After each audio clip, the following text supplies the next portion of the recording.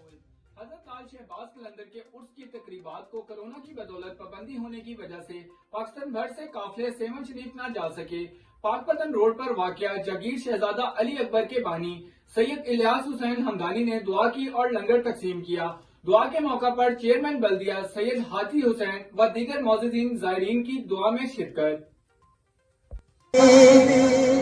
जेड़ी मौला अली दी शान खुर्शीद मुकावा गल मुकदी खुर्शीद मुकावा गल मुकदी अली